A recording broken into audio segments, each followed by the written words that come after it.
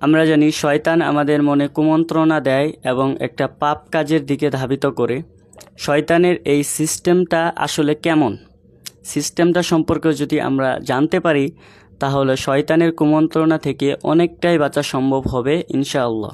বিজ্ঞানীরা একটি গবেষণা করেছেন, আর এই গবেষণাটি করা হয়েছে আসলে একটি ব্যাঙের উপরে, আর এই পুরো সিস্টেমটার নাম দেয়া হয়েছে স্লো বয়লিং এক্সপেরিমেন্ট। চলুন এই সিস্টেমটা আমরা একটু দেখে নিই। আমরা জানি যে ব্যাঙরা পানিতে থাকতে পছন্দ করে, তো বিজ্ঞানীরা যখন একটি ব্যাঙকে একটি গরম পানির কড়াইয়ের ভেতরে যখন নিক্ষেপ করে, তখন ব্যাঙটি সাথে সাথে সেখান থেকে লাফ দিয়ে বের হয়ে আসে, কারণ সে গরমটা সহ্য করতে পারছিল না। সে নিজের জীবন বাঁচানোর জন্য সেখান থেকে লাফ দেয়। পরের বার যখন একটি ব্যাঙকে একটি ঠান্ডা কড়াইয়ের পানির ভেতরে রাখা হয় এবং কড়াইয়ের নিচে ধীরে ধীরে তাপমাত্রা বাড়ানো হয়, প্রথমে 90 ডিগ্রি, তারপর 100 ডিগ্রি, তারপর 120 ডিগ্রি, তারপর 130 ডিগ্রি, যখন আস্তে আস্তে তাপমাত্রা বাড়ানো হয় এভাবে, তখন সেই ব্যাঙটা টের পায় না যে কড়াইয়ের তাপমাত্রা ধীরে ধীরে বাড়ছে। একটি স্টেজে 100 ডিগ্রি, 130 ডিগ্রি, 150 ডিগ্রি, এভাবে সে এই তাপমাত্রার সাথে নিজেকে মানিয়ে নেয়। নিতে নিতে তাপমাত্রা এতটা বেড়ে যায় যে ব্যাঙটা সেই তাপমাত্রা সহ্য করার ক্ষমতা হারিয়ে ফেলে এবং ব্যাঙটি সেখানেই মারা যায়।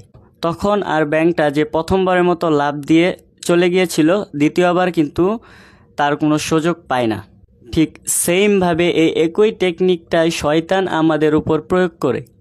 এভাবেই শয়তান ধীরে ধীরে একটা লম্বা সময় নিয়ে মানুষকে পথভ্রষ্ট করার চেষ্টা করে। শয়তান যখন আমাদের মনের মধ্যে কুমন্ত্রণা দেয়, একটা খারাপ কাজ করার দিকে ধাবিত করার চেষ্টা করে, তখন আপনাকে আমাকে এটাকে পার্থক্য করা শিখতে হবে যে আপনার মনে কোন কথা আপনার মন কোন কথা বলছে আর শয়তান আপনাকে কোন কথা বলছে। শয়তান ধীর গতিতে এই কাজগুলো করে থাকে। আপনাকে প্রথম দিন বলবে সিগারেটে একটা টান মার, তারপরের দিন 2টা টান, 3টা টান, দিনে 1টা সিগারেট, দিনে 2টা সিগারেট, দিনে 3টা সিগারেট, তারপরে এভাবে মাদক, হিরোইন, গাঁজা, ইয়াবা ইত্যাদি বড় বড় মাদক দ্রব্যের দিকে নিয়ে যাবে। শয়তান আপনাকে একবারে এসে বলবে না যে তুই জেনা কর, মদ খা, চুরি কর। একটা লম্বা প্রসেস, সে অনেক লম্বা সময় নিয়ে আপনাকে পথভ্রষ্ট করবে, ঠিক সেই স্লো বয়লিং এক্সপেরিমেন্টের ব্যাঙের মতো।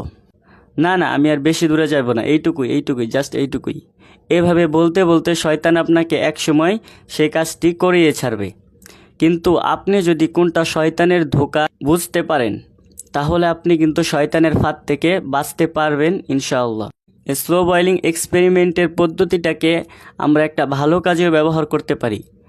যেমন ধরেন, আপনি একটা বেনামাজি ছেলেকে টার্গেট করলেন যে তাকে নামাজি বানিয়ে ছাড়বেন। ধরেন আপনি 6-7 মাস টাইম নিলেন, এর ভিতরে তাকে 5 ওয়াক্ত নামাজি বানিয়ে ছাড়বেন। প্রথম দিন আপনি তাকে বললেন, চলেন ভাই আজকে আসরের নামাজটা পড়ি, বিকেলবেলা ঠান্ডা ঠান্ডা থাকে, নামাজ পড়লে মন ফ্রেশ হয়, চলেন ভাই নামাজটা পড়ে আসি। এভাবে আপনি তাকে রোজ আসরের সময় নামাজের দাওয়াত দিতে থাকেন।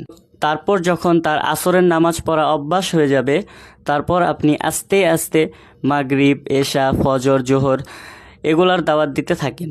আস্তে আস্তে দেখবেন সে 5 ওয়াক্ত নামাজি হয়ে গেছে ইনশাআল্লাহ। এখন আপনি যদি তাকে সরাসরি বলে বসেন যে তোমার 5 ওয়াক্ত নামাজি পড়তে হবে, 1 ওয়াক্ত নামাজও বাদ দেওয়া যাবে না, তার উপর একটা প্রেশার ক্রিয়েট করেন, তাহলে সে কিন্তু সেটা পারবে না, সে ব্যাঙের মতো ঝাঁপ দিয়ে দিবে। তাই লম্বা সময় নিয়ে দাওয়াত দিন, সমস্যা নেই, আস্তে আস্তে সে নামাজি হোক।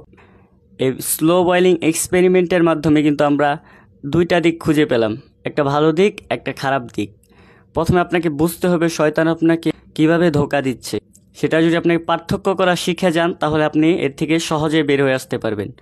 আরেকটা হলো ভালো দিক, সেই ভালো দিকটা যদি আপনি সেই দাওয়াতি কাজে ব্যবহার করতে পারেন বা বিভিন্ন ধরনের ভালো কাজে ব্যবহার করতে পারেন, তাহলে কিন্তু আপনি সফল হবেন। আল্লাহ রব্বুল আলামিন আমাদের সকলকে শয়তানের কুমন্ত্রণা এবং ধোঁকা থেকে বাঁচার তৌফিক দান করুক।